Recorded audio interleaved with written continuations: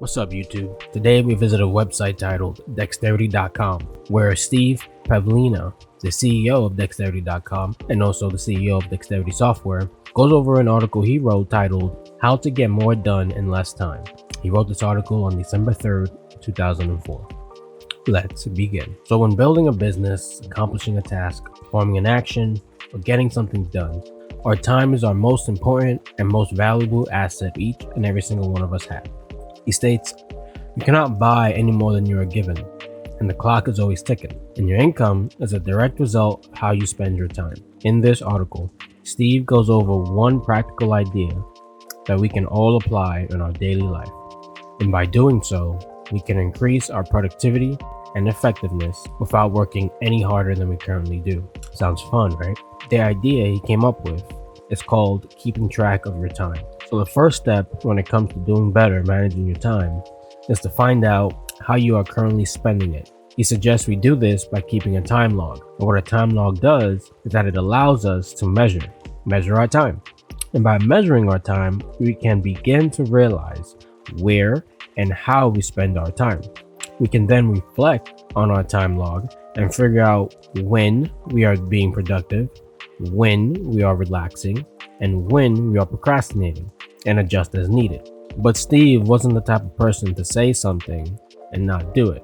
He put his idea to the test and tracked his time for a week, and he discovered that only 1/4 of the entire time he spent in the office working was equated to actual work. And out of his 60 hours, 15 of those hours was considered to be actual work. So let's think about this real quick.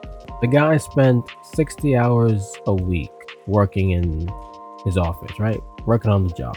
And he discovered that only 15 of those hours was him doing real work. So what does that mean about the rest of the 45 hours? I couldn't tell you. However, it is interesting to think about. How many of us go to the supermarket and take 2 hours to do our shopping when in reality, maybe it could only take 30 minutes? And let's say an additional 15 because the lines be long. What about when we go to the gym and we say we're only going to spend an hour in the gym and we wind up doing an hour and a half for a 30-minute workout? Or what about those who are completing an assignment for college or school and you have to write an essay and you procrastinate and you procrastinate and you procrastinate and the day finally comes where it's due tomorrow and so you start your essay and it takes you all day to do the essay, and when you're finished and you look back at it, you're like, I probably could have just done this in 3 hours, but it took you 12.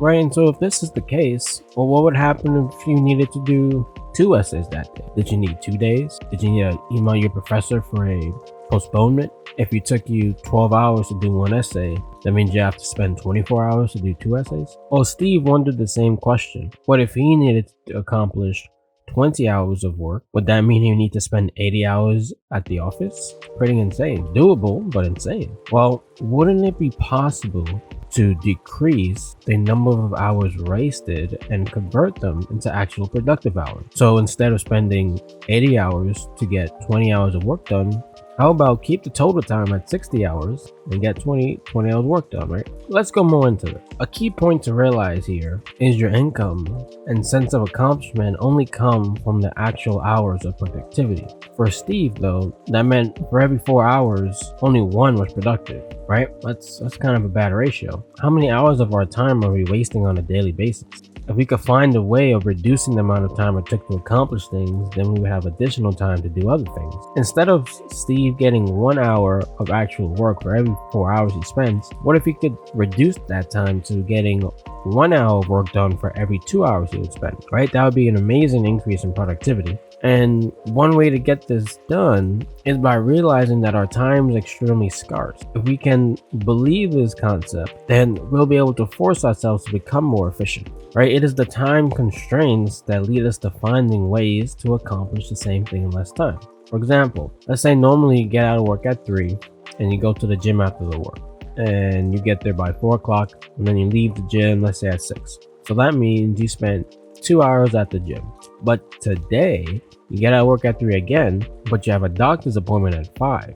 So what you would normally do in 2 hours, now you have to get done in 1 hour so that you can make it on time to the doctor's appointment. It is by increasing our actual hours of work and decreasing our total hours that productivity improves, and is something we all should strive for. Because working long hours and working optimally are two very different things. And the biggest challenge to all this is to actually start. So my suggestion to you is to allot only a specified amount of time to either accomplishing a task or making progress towards a goal. This will help create a time scarcity for your mind. And secondly, use the calendar on your phone to plot out your day so you can figure out what you have to do today and how much time you have to do them. This will help to keep you structured and on track. As you practice with these two things, you'll start finding you accomplished everything you have to do today and have extra time to do whatever you like. Perhaps kicking it back, drinking a beer and watching the football game, or maybe spending extra time with your kids, or maybe working on your side hustle. So just to reiterate, it is by increasing our actual working hours and decreasing our total hours that productivity improves. That is what we should strive for. That is the goal. And that's how we can accomplish more in less time and have more time to do other things. So thank you for stopping by. If you think you learned something in this video, go ahead and leave a comment down below. I'm always happy to chat with you, and I'll see you next time. Peace.